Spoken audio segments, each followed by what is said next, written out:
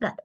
Bun venit și oficial în energia de vacanță de lucru și lucru de vacanță. Spuneam că am făcut jocul ăla de cuvinte cu blândețea acțiunii și acțiunea blândeței și zic ce mult contează cum le pui în frază și pe care pui primul și cât de importante sunt ambele exprimări, pentru că eu vă încurajez în perioada asta la acțiune, acțiune, acțiune.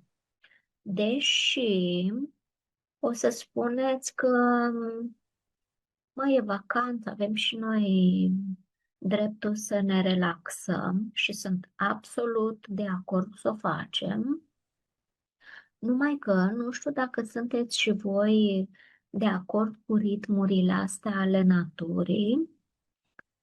Ați observat voi că peste tot la țară, în agricultură, peste tot, lumea nu se odihnește vara?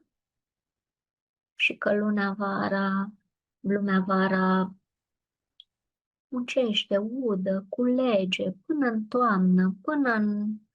Ritmurile naturale sunt altele, pentru că noi am fost virusați și din punctul ăsta de vedere și ne-am obișnuit mult, e în câmpul colectiv deja obișnuința să-ți iei vacanță după ce muncești în corporație un an întreg sau, mă rog, e în conștientul colectiv de acum, vara toată lumea e la mare sau ceva de genul. Cumva noi avem nevoie să găsim un echilibru și să ne măsurăm energetic tot timpul nevoile și mesajele corpului. Că dacă tu găsești că într-adevăr doar mintea este obosită și strigă că are nevoie de concediu, dar corpul îți mai transmite niște semnale, noi lucrăm în acest program foarte mult cu energia. Și energia pe care o iei și din mâncare, și din odihnă, dar și foarte mult din acțiune. În schimb, e o acțiune constructivă, mă refer la acțiunea constructivă, sănătoasă. E o graniță fină unde alunecăm în workaholism și vorbim imediat și de aia, că acolo e duritate, acolo e programul greu. Atâta e de subțire granița asta, încât nici nu știi cum să faci. Adică, mă, ce să fac? Să muncesc vara? Să mă odihnesc vara? Este vorba de a asculta ritmurile naturale, pentru că în amprenta noastră, în semnătura noastră energetică, totuși umană, există acest caracter solar al omului care vara acționează și spuneți, cred că am fost influențați de vacanța copiilor, vacanța mare fiind stabilită, ne spune Magdalena. Da, deci de toate, de concedii, de vacanțe, de cu sus în jos, de felul în care au fost redenumite lunile anilor, vine de cu sute ani din urmă. Nu intrăm nici în zona de conspirații, deși am putea să ne ducem și acolo, nici în modalitățile prin care lumea a fost direcționată în felul ăsta. Nu ne interesează pe noi decât ceea ce este întotdeauna și ne folosim și ne luăm puterea din ceea ce este, chiar și atunci când ceea ce este apare ca fiind lipsă de putere sau prea mult sau lipsă de programe sănătoase. Adică noi cu ajutorul energiei, când suntem centrați cu atenția pe gândurile și emoțiile noastre, asta înseamnă în primă instanță să fii centrat, că pare că ești descentrat când tu nu-ți gestionezi gândurile și emoțiile. Dar primul pas al acestei nevoi de a fi în echilibru este să observi ceea ce este și să intri într-un soi de acceptare. De ce îi zic soi? Pentru că nu e posibilă acceptarea din prima, și trebuie să o construim. Și pentru asta sunt protocoalele de, în special cel de acceptare de sine, și am senzația că un pic poate va fura peisajul în recomandările mele de a face protocolul de acceptare de sine. De ce? Pentru că sună iar acceptare, ok, am înțeles, dar nu e atât de importantă ca acțiunea X sau Y sau sindromul impostorului sau altceva care sună mai tare. Și s-ar putea să nu ne folosim de un instrument puternic ca acceptarea, care el dă tonul la blândețe sau care el deschide o breșă tocmai pentru a lucra cu programul e prea greu, acesta de greutate. L-am sesizat în discuțiile cu voi și s-a cam repetat.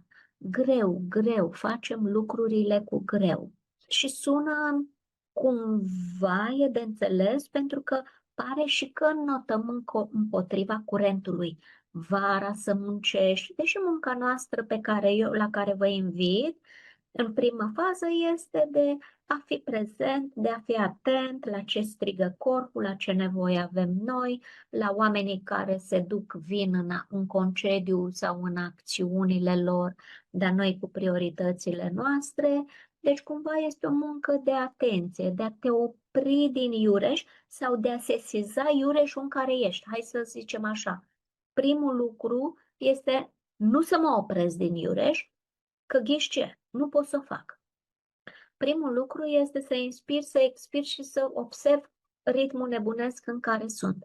Să observ programul de greutate, să observ tot ceea ce spune mintea că vrea, emoțiile că pot, corpul că înregistrează, că poate sau nu poate, orice dialog interior care mă duce în programul ăla de greutate. Deci primul lucru este să observ, să inspir, expir adânc și poate 3 minute de EFT fără cuvinte, să fac EFT fără cuvinte 3 minute, care asta înseamnă nici nu știu pentru ce. Am deschis un fișier în care am pus, nu mai țin minte câte sunt, cred că peste 50, am colectat din toate modulele noastre până acum pastile de lucru, pastile sau proceduri din protocoalele noastre, din ceea ce fiecare poate să-și facă pentru el și cu clienții personalizat. Noi am făcut niște exerciții de grup sau demonstrative și din alea au reieșit de-a lungul timpului tot felul de perle din astea folositoare și s-au strâns, sunt peste 50, deci cumva o listă de preferințe vă puteți face de acolo, de 5-10 instrumente. Unul dintre ele pe care mereu vă încurajez să-l aveți la purtător e 3 minute de efecte fără cuvinte până vă duceți la lecția respectivă. Iar cât am spus totul, pui timerul 3 minute, inspiri, expiri liniștit, îți muți frumos atenția și mâinile pe corp până când nu sună telefonul la 3 minute, nu te oprești din atingerea propriului tău corp. Și după aia mergi mai departe. Asta ar fi de urgență. Dar vreau să revin la ritmul ăsta. Deci este atâtea conflicte interioare și exterioare, fix în perioada în care ne aflăm, încât nu-i de mirare, bine că suntem în picioare, ca să zic așa. Câteodată, în anumite etape ale vieții noastre, singurul lucru pe care îl avem de făcut este să rămânem în viață, în sensul de să supraviețuim, dar noi știm că nu cu energia de a supraviețui, adică doar atât, ci să rămânem nu neclintiți, ci ca țalcea, că ea se mișcă și e foarte flexibilă. Deci nu neclintiți, dar se întâmplă în întâmplate. Timpurile, ritmul, alternanța anotimpurilor, evenimentele, energiile, codurile, că solare, că informaționale. Deci despre ce să vorbesc, cu ce să mă duc eu ca pretenții spre mine, dacă am ales să mă întrupez și ia că toți suntem pe culme, acum suntem, știi, exact ca temerarii ăia, în canoe, în echipe, dăm la vâsle și noi în școala asta, hai să ne folosim de metafora care acum mi-a venit, să dăm la vâsle cumva la unison ca să prindem momentul de liniște, să ieșim la liman. O să trecem și prin această etapă care înseamnă tumult interior, programe pe care le observăm, gânduri repetitive și contundente, limbaj negativ, dar în egală măsură și un soi de încredere și o senzație de comunitate și cu tot ce ne ajutăm aici. Ce am spus până acum? Am spus așa, suntem într-un tumult, nu suntem singure, este o perioadă sensibilă, plină de disarmonii pe toate planurile și cu toate aceste disarmonii e un miez central unde e liniște. Eu doar pe ăla îl caut în fiecare zi și fac tot posibilul măcar un pic să mi se arate din el sau să simt măcar un pic. Pentru că ăla mă centrează. Trebuie să am un punct de reper vis-a-vis de care și față de care eu înaintez prin viață, ca să-mi dea un semnal. Puteți să-l numiți cum vreți. Pace interioară sună mult, dar e un miez central, e ceva de genul un soi de relaxare, o energie de binefăcătoare, de iertare de sine, o senzație de acceptare. O blândețe poate mă ajute o vizită pe care o fac în fiecare zi unui aspect al copilului interior. Ceva scurt, undeva unde să mă pot duce și să fiu blândă cu mine. O să vă arăt imediat spre reamintire cum putem face asta rapid. Deci cumva să vă ghidați în barca asta care e pe toate valurile, metaforic, să fie un punct de central de atenție în care pot să mă întreb tot timpul, sunt blândă cu mine sau sunt aspră cu mine. Dacă vreți să rezumăm lucrurile astea la o întrebare de bază, în termeni, poți să pui în termeni de blândețe sau asprime. Dați-mi voi orice alte repere, orice alt reper care v-ar putea da dimensiunea în fiecare zi, o întrebare preferată de-a voastră, cu care să vă ghidați ca să-ți dai seama dacă ești departe de miezul tău sau nu, dacă te ajuți sau îți dai și tu mai mult în cap sau la picioare. Și mă mai ajute ceva, deci asta ar fi o întrebare care să mă ducă cât mai aproape de blândețe, de acceptare, de iubire, de mă predau. Spuneți-i cum vreți, la ceea ce vă trebuie. Pentru mine cuvântul este ori blândețe, ori acceptare, ori astea două împreună. Adică este ceva, dacă un combustibil îmi mai dă o gură de oxigen, este reamintirea că eu nu mai am dreptul, accentuez asta, față de mine să fiu dură. Nu mai am dreptul din momentul în care am început să mă trezesc și să-mi amintesc că eu nu sunt doar eu. Eu sunt eu cu toate eurile mele. Eu sunt eu cu toți copiii interiori. Eu sunt eu cu toate generațiile părinților și așa mai departe. Dar în ultima instanță eu sunt un buchet de euri. Deci eu nu mai am de ce să fiu doar în dezacord cu mine, cea care n-a făcut nu știu ce obiectiv astăzi sau este greu sau nu face față nu știu cărei nebunii. O să povestesc, fac o paranteză și ce discutam zilele trecute cu Claudia, de unde mi-am dat seama în oglindă, stai puțin că programul vostru de greutate nu e numai al vostru, e și al nostru, că ne găseam ca apucatele, stai un pic rapid, în timp ce mestecam ceva și ascultam un audio sau citeam fișa cuiva cu care trebuia să mă întâlnesc într-un sfert de oră și îmi dădeam seama că am mâncat pe fugă. Și zic, Doamne, am mâncat pe fugă. Și ea zicea, de ce faci asta? Că nu trebuie să faci asta. Și îmi zicea, da, știi că și eu am făcut la fel. Zic, da, știu că i-am auzit și pe cei din program, că am vorbit cu nu știu cine și îmi zicea de programul de greutate. Și m-am trezit, zic, wow, nu mai am voie față de mine, de copilul interior. Chiar dacă alunecăm în niște obișnuințe din astea, pur și simplu, în virtutea ritmului nebunesc, cum spuneam, trebuie să-mi aduc aminte, să fac ceva. Ori îmi pun o ațișoară de aia roșie de mână sau un elastic de mi-l trag ca să mă ciupesc un pic, să-mi amintesc. Ups, am fost dură, bang, dură, gata. Nu mai am voie, când spuneam nu mai am voie să fiu dură cu mine, este să-mi reamintesc că nu e vorba numai de mine adultul și că pot să pun deoparte pe adultul care sunt cu orice pretenții de a face lucruri, ca să mă așez un pic în interior sau să-mi duc atenția spre ce contează. Ce contează sunt eu în întregul aspectelor mele, cu tot cu nevoi, cu programe limitative, deci de supraviețuire, cu putințe și neputințe, cu tot.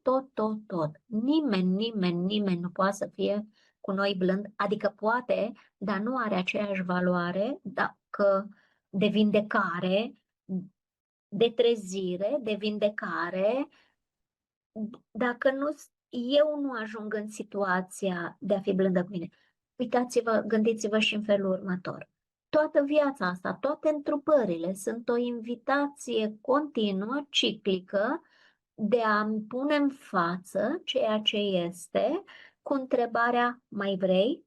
Sau mai vrei așa? Sau mai poți altfel? Te mai schimbi? Îți schimbi punctul ăla de conștiință care era fix într-un atașament vis-a-vis de cel care ești, sau ești gata să mai vezi un pic lucrurile altfel? Asta e invitația vieții, zic eu, întrupare după întrupare față de noi.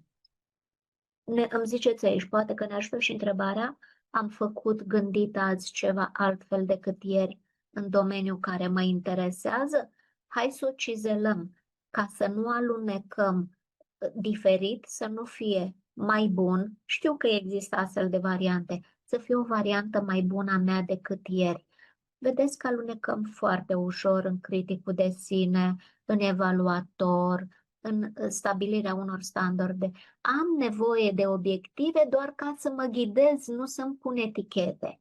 Vreau să-mi pun întrebări care să nu mă păcălească să mă duc într-un șir repetitiv de judecată de sine, ci în evaluare, în observare, nu în evaluare, nu în condiționare. Mai bun sau mai rău decât ieri, uite, dacă puteți, e invitația mea. Eu pe care vă adresez. Știu că o variantă este să fiu mai bun decât cel de ieri.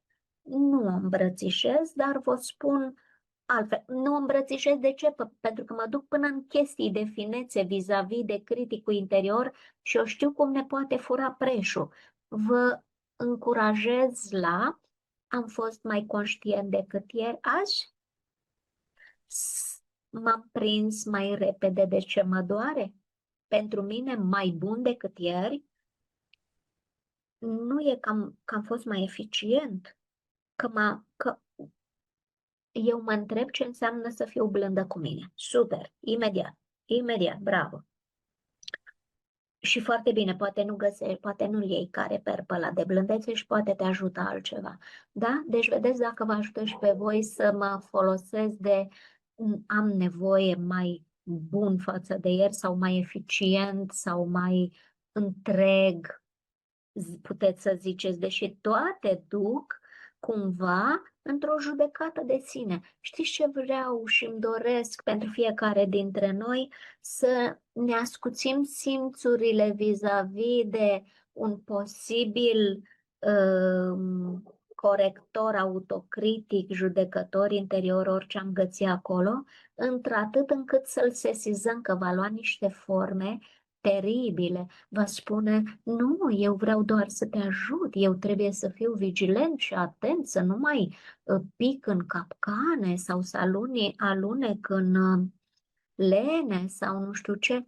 Am înțeles, dar vreau să o fac cu îngăduința și cu fermitatea blândă, cu îngăduința pe care o am față de un copil, cu înțelegerea că nu sunt masochist și că dacă n-am făcut, n-am putut, sau mi-a fost greu, sau dacă n-am făcut ăla, să aflu de ce și în ce condiții, nu ca să nu mai fac neapărat, ci ca să mă înțeleg, să mă întâlnesc cu mine, să mă iubesc acolo unde sunt.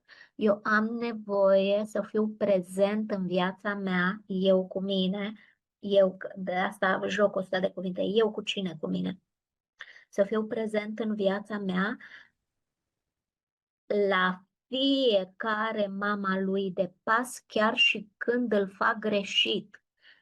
Pentru că altfel mă duc în iubire condiționată, mă duc în condiționarea rezultatelor. Sunt bun dacă îmi fac bine comunicarea cu clientul. Sunt bun dacă mă iert. Nu sunt bun că nu m-am iertat. Nu sunt bun că nu sunt blând. Să nu fie vorba despre asta. Să fie o invitație permanent. Am fost prezent astăzi vis-a-vis de nevoile mele. Am observat că am făcut lucruri nașpa pe care n-ar fi trebuit să le fac și mi-am făcut rău în felul ăsta. Dar oare să-mi observ și mecanismul din care l-am făcut și să fiu curios și să văd unde mă întâlnesc eu cu mine în neputința de a face lucruri. Să nu mai dau și eu vreo două, să mă dau cu capul de pereți metaforic că am făcut ce nu trebuia să fac sau n-am făcut ce trebuia să fac, ci să mă întâlnesc cu mine acolo și să zic, ok, am făcut o lată și azi. Ia să văd. De ce? Cum? Din ce spațiu? Din ce nevoie neîmplinită? Ce mi-ar fi trebuit? Ce am nevoie să aud încă o dată eu sau ce întrebare pot să-mi pun încă o dată ca să mă întâlnesc eu cu mine? Deci nu mă las până când mă țin de voi și de mine, în primul rând, până când nu ajungem la invitația asta, o să vă spun în toate formele posibile. Întreabă-te, întâlnește-te cu tine, întreabă-te iarăși, caută-te pe acolo pe unde ești. Și ziceam, vorbeam din punctul de vedere al lui Einstein, dacă nu ai schimbat nimic, vei avea aceleași rezultate, că și prea multă blândețe poate duce la lene și stagnare. Da, foarte bine, tot ce ziceți corect, eu zic doar atenție la criticul interior. Știu ce ziceți că vi se pare că blândețea poate duce la lene și la stagnare. Eu vreau să vă gândiți acum la o mamă care nu-și ia la pumni copilul, că nu și-a făcut patul. Este fermă, dar cu blândețe nu-l pedepsește. Sau dacă îi vorbește urât și spune că ești un nimic, nu mă pot baza pe tine, e inconștientă, nu e trezită. Dar un om trezit, bine, și eu am fost netrezită cu copilul meu în raport cu copilul și am încercat să-l scutur să nu mai facă greșelile pe care le-am făcut eu. Când m-am trezit eu, era deja mare și mi-a zis copilul, stai mami cel, nu-i nimic. Zic, mami, pune-ți bani deoparte să te duci la terapeut că te-am bușit. Stai mami, stai liniștită că ești varză. Adică și tu și tati, râdea copilul că știe că noi dăm traumele pe mai departe. Ideea e așa, am înțeles, vedeți că și prea multă blândețe poate duce la lene și stagnare. Înțelegeți blândețea la care vă invit tot timpul? Nu sunt blândă cu mine ca să nu fac acțiunea. O fac, îmi dau răgazul doar să mă întreb tot timpul de ce nu pot să o fac, ce mă împiedică să o fac, dar nu înseamnă că nu o fac. Sau dacă nu e nevoie și nu pot și chiar am nevoie să mă așez, mă așez. Blândețel pentru mine nu înseamnă lasă-mă, că merge și așa, dar nu-i nimic, ce dacă n-am făcut, mă iert și mă accept exact așa cum sunt. Nu, este blândețe vis-a-vis de tot ce aflu despre mine în cursul unei zile. Am fost mai conștientă, mai trează, mai prezentă cu mine azi decât ieri, asta e invitația mea. Da, am înțeles, am făcut, gândit azi ceva altfel decât ieri în domeniul care mă interesează. Vreau să o păstrăm pe asta pentru că ai formulat-o foarte corect vis-a-vis de altfel. N-ai spus mai bun, ai spus altfel, diferit, care să mă ajute mai mult, care să mă susțină mai mult. Îți mulțumesc mult. A trezit în mine doar anticiparea, că vă cunosc, de critic de sine. Sau fi trezit criticul de sine din mine, de pomeni. Și că nu era al vostru, era chiar proiecția mea. Mi-au venit acum aceste întrebări. Am făcut măcar un pas înainte către obiectivul meu? Dacă nu, ce aspect din mine m-a ținut pe loc? Cu ce aspect al meu să mă întâlnesc azi? Bingo! Asta este. Mulțumesc, Gemma. Deci exact despre asta e vorba. Dacă nu, ce m-a ținut pe loc înseamnă nu să-i dau vreo două perechi de palme. Vino încoace să văd eu de ce m-am autosabotat în halul ăsta astăzi, ci de ce? Că mi-a fost frică, că mi-a fost frică de necunoscut, că orice găsesc acolo. Super interacțiuni. Mulțumesc. Hai să punem pe ecran. Spuneți-mi voi și după aia vă pun și pe ecran câteva locuri pe care le-am ouat în plus față de săptămâna trecută. Multă presiune pentru a ajunge la obiectivul final și apoi apare copleșirea. Da, asta era ideea, suntem în vacanță, foarte bine, să ne urmărim ritmurile proprii și pe cât posibil să ne folosim de caracterul ăsta solar al verii, care înseamnă de fapt invitație la acțiune. Îmi place expresia cu ouăle și eu, nu, poate enervez pe unii ce am mai ouat, dar și mie îmi place că am găinușe pe jur și îmi plac ouăle la nebunie și le aud cot-codăcind tot timpul, că ele au mai ouat ceva și se laudă. Așa, stai să vedem vis-a-vis de blândețe. Ne spunea Daniela, mă întreb ce înseamnă să fiu blândă cu mine. Bun, ai copii, hai să vedem ce înseamnă să fiu blândă. Mă las pe mine la o parte și mă gândesc ce înseamnă să fiu blândă în general. Și putem să spunem fiecare dintre noi. Pentru mine blândă este să nu-mi dau în cap. Stați că s-a mai născut o nuanță. Primul răspuns a fost așa: să nu-mi dau în cap că nu fac ceva ce trebuie să fac, sau să nu-mi dau în cap în sensul de a mă acuza, de a mă ține responsabilă, e o nuanță, sunt tot felul de nuanțe, să nu mă pedepsesc, hai să punem punctul pe ei, pentru că ne pedepsim în multe feluri. Nu ne dăm răgaz, nici nu știm cum să o facem, nu respirăm ca lumea, de parcă n-am meritat să tragi o gură de aer, mă duc în florile afară, să mă bucur, să mă opresc când mănânc. Răgazul ăla, să nu mă pedepsesc, este orice act de pedeapsă și puteți să-mi dați exemple. Vă rog eu frumos, explorați care e modul în care te pedepsești. Nu-mi spuneți că nu o faceți. Modul în care te pedepsești e să-ți dai ceva ce are nevoie o parte a corpului tău, fizic, mental, emoțional, nu contează, sau să nu-ți dai acel lucru sau să întârzi. Deci, pentru mine blândețe este să nu mă pedepsesc când nu fac ceva sau fac ce nu trebuie, și nuanța care se născuse era să fiu atentă și înainte de a nu mă pedepsi, să observ că a apărut pe radar această pretenție mentală, agațament, că am făcut ceva ce nu trebuie sau n-am făcut. Acea condiționare, să observ orice condiționare pe care o pun în raport cu mine și egalul cu nu merit sau merit ceva. Orice moment în care îmi stabilesc valoarea, sunt bună, nu sunt bună, sunt valoroasă, nu sunt valoroasă, sunt capabilă, nu sunt capabilă, în funcție de anumite performanțe, pentru mine ăsta e un act de lipsă de blândețe sau asprime sau dimpotrivă de blândețe, dacă eu reușesc să nu mă condiționez. Asta este o muncă de o viață, eu înțeleg ce vă spun. Păi ce ne-a spus Liliana în seara asta? Măi, te rog să nu-ți mai pui etichete și să nu te mai... și să înțelegi că valoarea ta e dincolo de tot ce faci. Valoarea ta este, punct. Și după acel punct nu mai urmează altceva.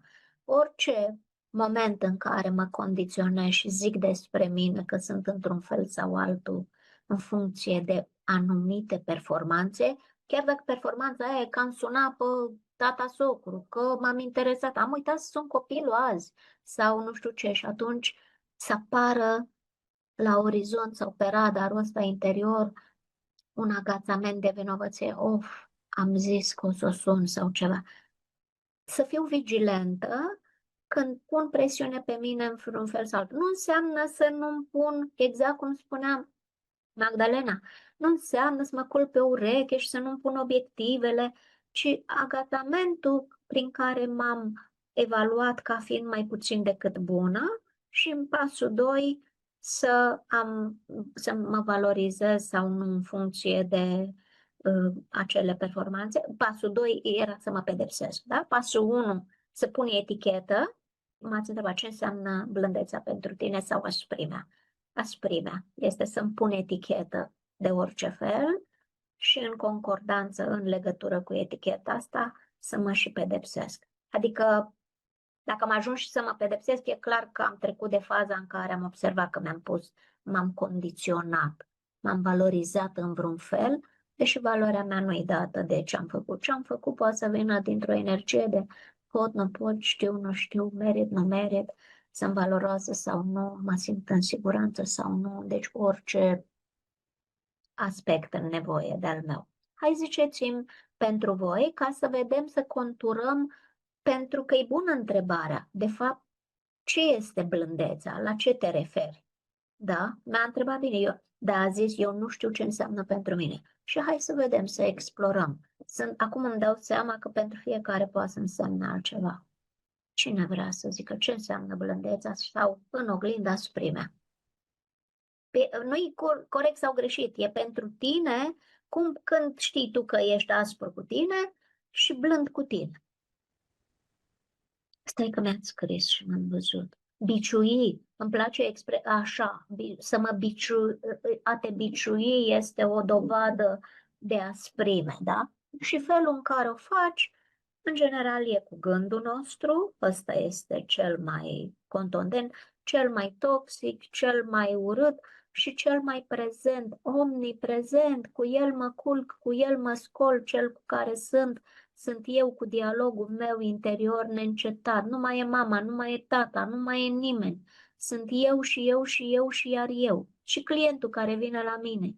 E el și el și el. Eu doar îi țin oglinda acolo, doar îl ajut să văd, da? Și cum? Bun, deci asta este modul de a fi aspru cu mine, să mă biciui. Și cum este modul în care pot să fiu blândă? Te rog, Magdalena.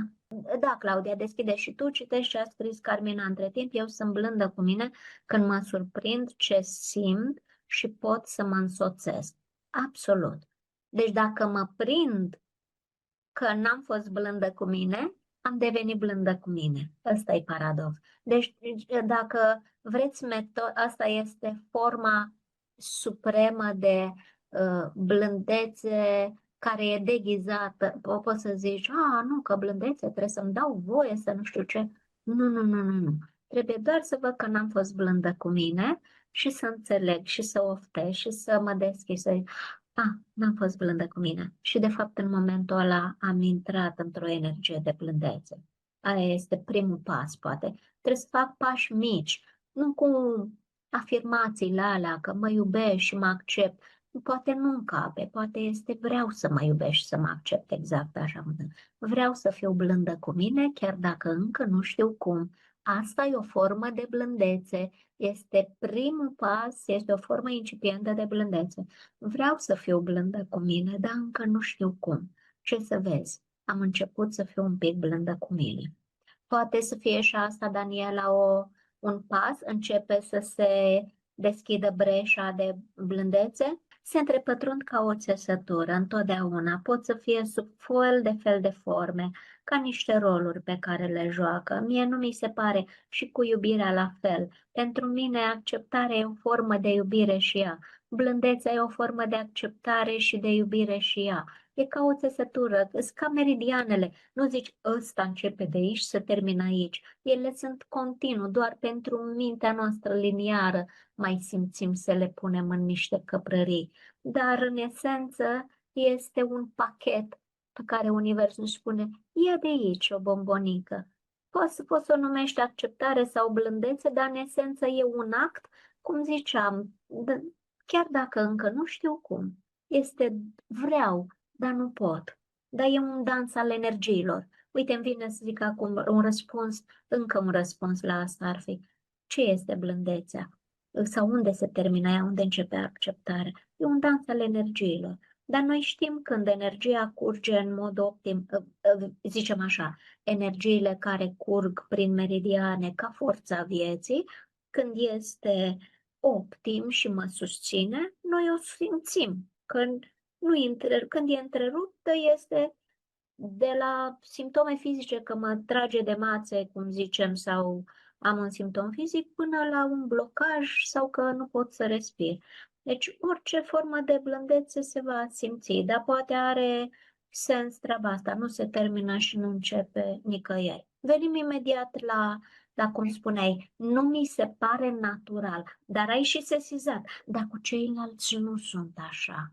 Dar eu, pentru mine, mie mi se pare că este inacceptabil sau nenatural și lasă-l, dă volumul mai mare la vocea aia criticului interior, judecătorul interior, care zice, nu frate, pe mine chestia asta chiar nu o să mă înveți cu blândețea de sine, dar după aceea spui, da, cu ceilalți pot să fiu.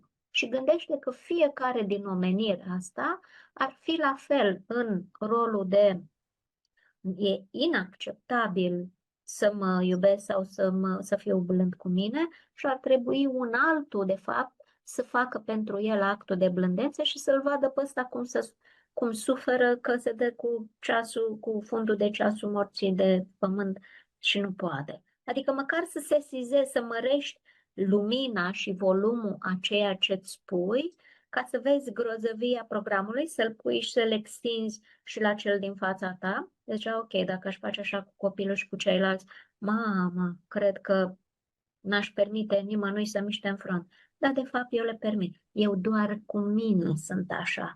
Dar dacă ar fi și ceilalți așa cu ei, nu, păi nu-i normal, nu-i natural, n-au de ce să fie atât de duri.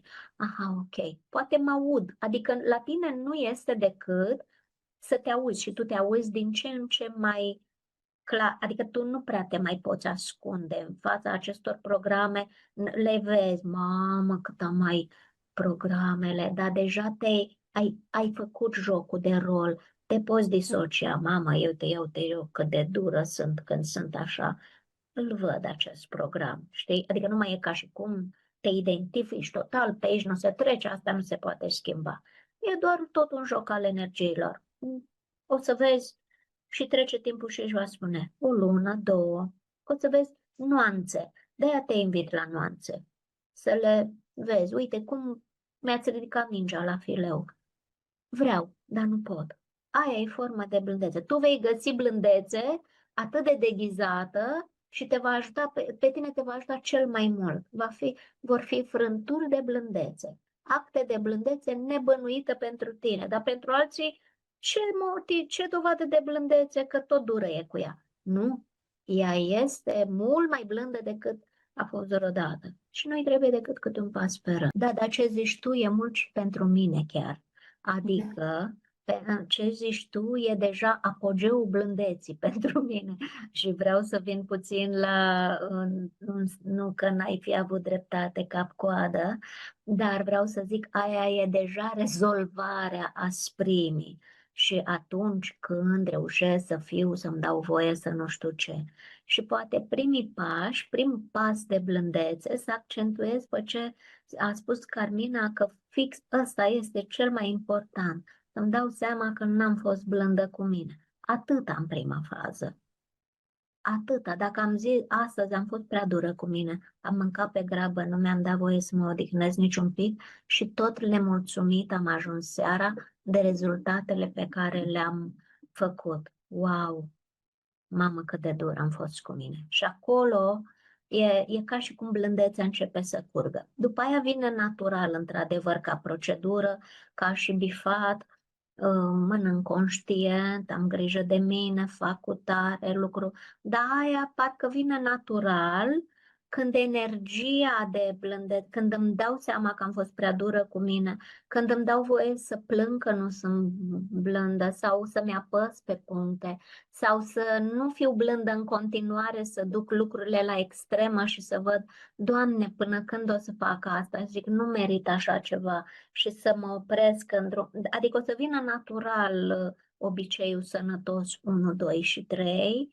Cred că după ce accept că sufăr și să sesizez, stai puțin că am făcut toată viața asta, că este un tipar de mult și că l-am învățat când eram mică și să mă duc măcar la copilul interior care a învățat chestia asta.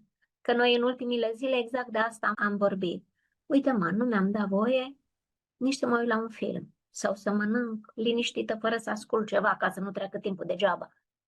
Aici ne-am crucit amândouă. Când ne-am dat seama că am mâncat un bol de salată prea mare, mult prea mare, mă, da, a fost bun. Mă, da, de ce nu m-am oprit? Pentru că n-a ajuns mesajul la capul meu, la mintea mea, că am mâncat deja și mă săturasem. Că eu tot ascultam, nu știu ce aveam de ascultat acolo. De servici, bineînțeles, de acțiune, că eu vara nu dorm. Nu? Vorba cântecului. Eu vara muncesc. Îmi și place, am energie vara, dar alunec ușor în felul ăsta în asprime. Și asta vă invit pe voi să faceți. Super, mulțumesc, Claudia, este perfect ce ai spus. Am vrut doar nu să minimizez că nu ajungem noi la astfel de acte de blândețe, sigur că ajungem în mod natural, dar poate că e primul pas, poate pașii de făcut la început sunt mai subtili. Puteți să-mi spuneți Ideea orice, era, te ce rog, vreau da. să zic este că blândețea poate fi exersată și în momentul în care îți dai seama că, bă, uite, astăzi am făcut nu știu ce pentru mine și ăla poate fi considerat un act de blândețe, adică cumva să, exact, revenim la prezență și la conștiență, știi, să fii prezent și să-ți dai seama, bă, uite, astăzi am făcut nu știu ce, mi-am dorit să mănânc ceva și mi-am dat voie să mănânc, sau și ăla e un act de blândețe față de propria persoană. Nu Da, uite încă unul, uite încă unul. Da, absolut, absolut, da, da, da. Da, uite încă unul. Pun capul pe pernă seara mulțumită sau nemulțumită de ce am făcut. Dacă sunt nemulțumită, uite un act de asprime. Și ăla e blândețe în momentul ăla, poate că îmi dau voie să accept asprimea pe care o observ.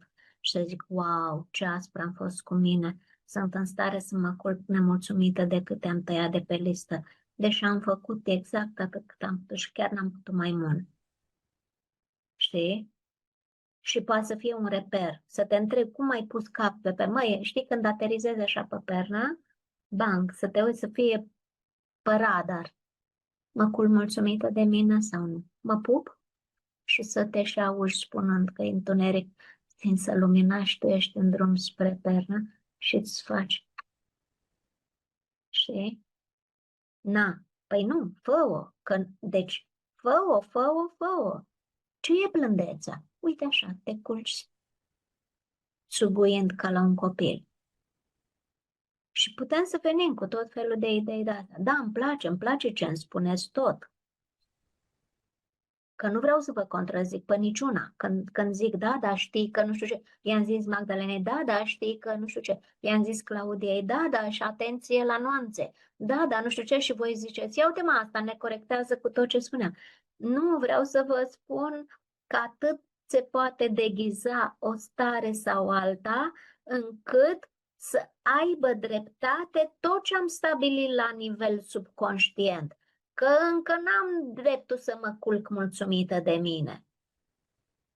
Da, am făcut ceva frumos, bun pentru mine, dar n-ai tăiat toate tascurile de pe listă, Claudia, și mâine dimineață iar trebuie să o iei de la capăt. A? Ce zici de chestia asta? O să zică strecurată o altă Claudia mai milităroasă. Da, bine că ai fost drăguță cu tine. Foarte bine, pupă-te, da, culcă-te. Dar vezi, mâine ar fi bine să tai totul de pe listă. Cu ea să vezi ce faci după aia. Asta e o invitație continuă la... A, da? Și ce mai zici despre asta? O, da? Și ce mai zici despre asta? Adică de câte ori gândim ceva și simțim ceva, mă întorc spre mine și zic, care parte din mine este asta? Interesant. Cine a gândit ce am gândit eu acum? Cine a simțit ce am simțit eu acum? E tot o parte de-a mea. Am avut o perioadă, vă spuneam în unele întâlniri, în care fix asta întreba. Eram în filmul meu, făceam lucruri și simțeam, îmi venea un gând, nu simțit în sensul de extrasimțuri. Pur și simplu sesizam, observ imediat gândurile că sunt bune, rele, nu sunt bune, rele. Sunt constructive sau nu, grele sau ușoare, dense sau fluide. Și atunci și mă surprindeam. Dar tu de unde ai mai venit? Chiar au fost o perioadă când mă întrebam, dar tu de unde ai mai venit? Gândul ăla, adică tu unde ai stat până acum ascunsă? Că mă trezeam eu spunând nu știu ce în capul meu. Serios? Și ăsta este dialogul la care cumva vreau să vă invit foarte vigilente, prezente, să ziceți, ce chestie! Eu spun asta despre... și viața mea în joc, știi? Și eu am tot felul de păreri care unele nu mă servesc. Și zic, tu de unde ai mai apărut, frate? Ia să văd, hai, vină încoace, hai să vorbim. Eu cu mine, la masa asta, reconciliere, dau o invitație blândă. Hai, vină încoace, că nu te-am auzit până acum. Te pup, dar ne doare. Hai să vedem. O negociere, o ceva. Da, Gemma, te rog. Da. Deci cel mai mic pas pe care l-am făcut, cea mai mică acțiune pe care am făcut-o sau cel mai mic gând despre ce n-am făcut sau despre faptul că ar fi trebuit să fac într-un fel sau altul. Ne apropie Daniela cumva mai mult, ajută aspectul ăla dur, aspru al tău să-și răspundă la întrebarea, pentru că nu-i numai el acolo. El pare că deține controlul, dar tu nu ești un aspect dur și aspru tu nu ești cea care nu cunoaște blândețea. Un aspect este mai vocal. Este o parte super blândă, e mama blândeții, e acolo, pur și simplu nu e încă invitată.